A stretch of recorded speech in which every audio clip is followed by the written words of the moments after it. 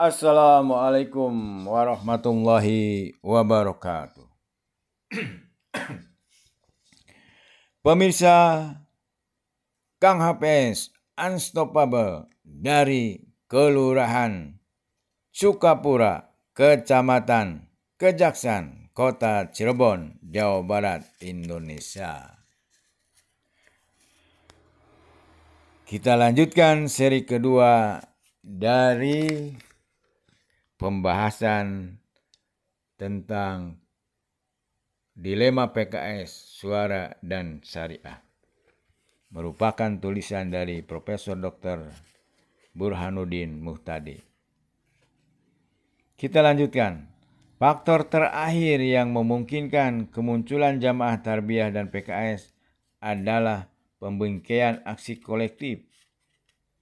Pembingkaian dilakukan dengan cara mengidentifikasi sasaran, menawarkan solusi untuk mencapai dunia yang dicita-citakan, dan memberikan motivasi untuk melakukan aksi koleksi.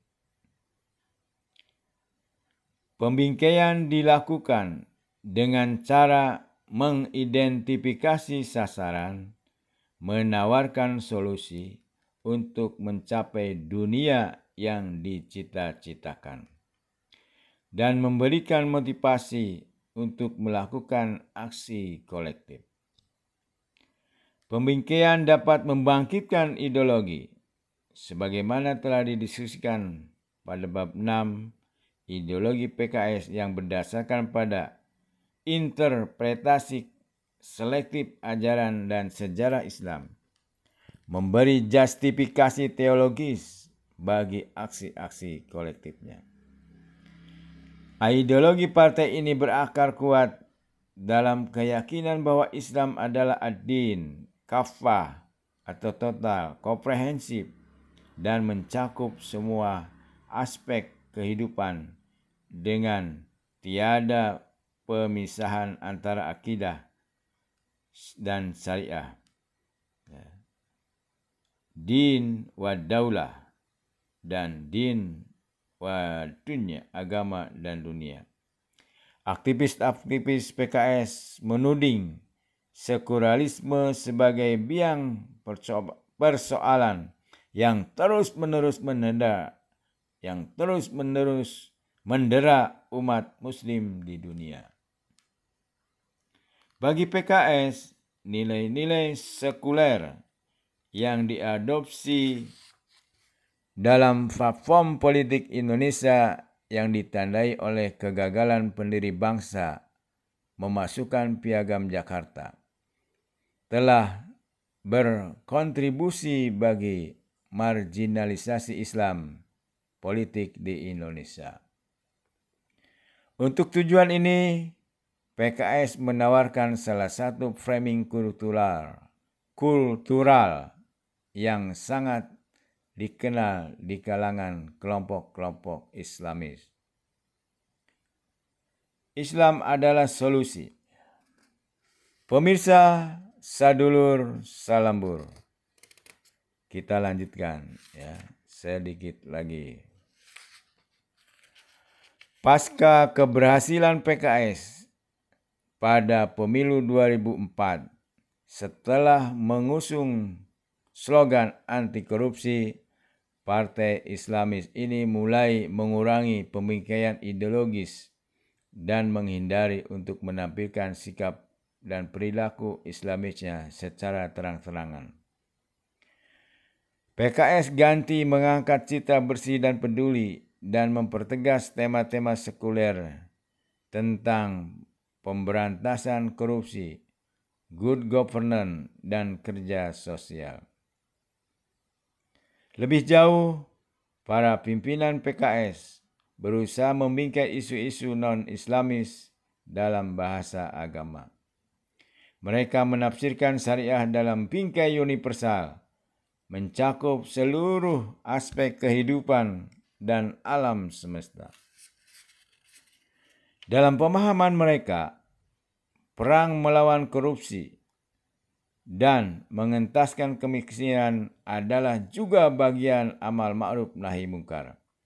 Melalui jualan isu-isu universal ini, PKS ingin menjangkau target pemilih yang melampaui basis tradisionalnya. Pemirsa sadulur salembur, di samping usaha-usaha sistematis dalam memperluas ceruk pemilih dengan mengangkat isu-isu non-Islamis, PKS juga berusaha meyakinkan para pendukung tradisionalnya dengan tetap menjaga komitmen awalnya sebagai partai yang peduli terhadap agenda-agenda Islamis. Meskipun sukses memoderatkan citranya, PKS tetap terlihat sebagai partai Islamis yang konsisten menginginkan implementasi syariat dalam kehidupan publik dan produk-produk kebijakan konservatif lainnya. Hal ini jelas terlihat ketika PKS mendukung pengesahan rancangan undang-undang anti pornografi. Banyak juga bukti yang menunjukkan bahwa kader-kader PKS di banyak provinsi, kabupaten, dan kota turut mendorong penerapan perda-perda bernuansa syariah sebagai peraturan busana muslim di kantor-kantor pabrik serta pelarangan alkohol, judi, dan pelacuran.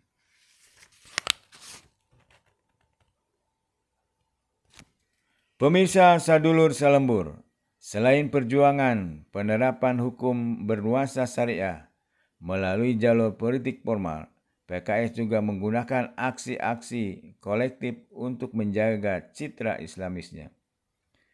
Studi ini menggunakan potret event analisis peristiwa protes, yang juga biasa digunakan dalam penelitian gerakan sosial untuk menguji aksi kolektif PKS. Hasil studi ini menunjukkan bahwa sekitar 6 sampai 10 demonstran PKS yang intinya dapat dikategorikan Islamis. Seperti telah dibahas dalam bab 3, aksi-aksi kolektif dikendalikan oleh sentimen anti-Zionisme dan anti-Amerikanisme yang begitu kuat serta dukungan penuh terhadap masalah Palestina. Framing yang dibangun adalah solidaritas keislaman yang melampaui pagar batas negara.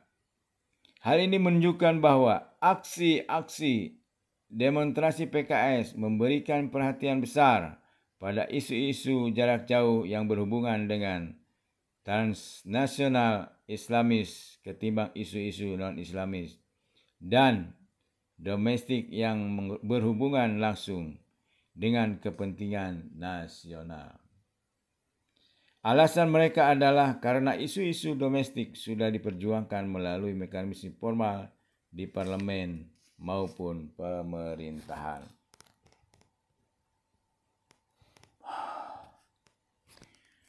Pemirsa sadulur salembur, frekuensi dan intensitas aksi kolektif PKS yang menggunakan isu-isu internasional di atas menunjukkan kuatnya frame transnasional Islamis seperti telah didiskusikan pada bab 6. Framing Islamis PKS ini mengacu pada pandangan Islam sebagai Islam, mohon maaf nih. Seperti telah didiskusikan pada bab 6, framing Islamic PKS ini mengacu pada pandangan bahwa Islam sedang terkepung, oleh dominasi Barat dan kepercayaan terhadap adanya konspirasi Yahudi yang melemahkan umat Islam. Pemirsa, untuk itu PKS mengangkat urgensi integrasi umat untuk menyelesaikan banyak persoalan yang sedang mendera komunitas muslim di berbagai belahan dunia. Frame Islamis ini juga penting untuk memahami karakteristik aksi-aksi kolektif PKS yang didorong sentimen negatif terhadap Amerika Serikat dan Israel. Pembingkaian Islamis ini juga membuktikan kemampuan PKS dalam membangun ideologi dan diskursus aksi dalam usaha mobilisasi dukungan. Pemirsa sadulur selembur, aksi-aksi kolektif yang diorganisir kader PKS membuktikan karakteristik kader partai yang militan, ideologis, dan memiliki cita-cita Islamis. Sebagaimana dibahas dalam bab 7, perilaku politik PKS yang makin mengarah sebagai partai terbuka, terutama sejak Mukernas PKS di Bali tahun 2008, ternyata memantik resistensi internal. Nah ini ya, Mukernas ya, sebagaimana dibahas dalam bab 7, perilaku politik PKS yang makin mengarah sebagai partai terbuka, terutama sejak Mukernas PKS di Bali tahun 2008, ternyata memantik resistensi internal. Terjadi tarik-menarik kubu Harokah dengan Hizb partai yang tak bisa dihindarkan. Pilihan menjadi partai bukan tanpa risiko. Pertama kali dideklarasikan sebagai partai, struktur Harakoh yang menjadi tulang punggung gerakan dikawinkan dengan struktur partai melalui prinsip gerakan adalah partai dan partai adalah gerakan.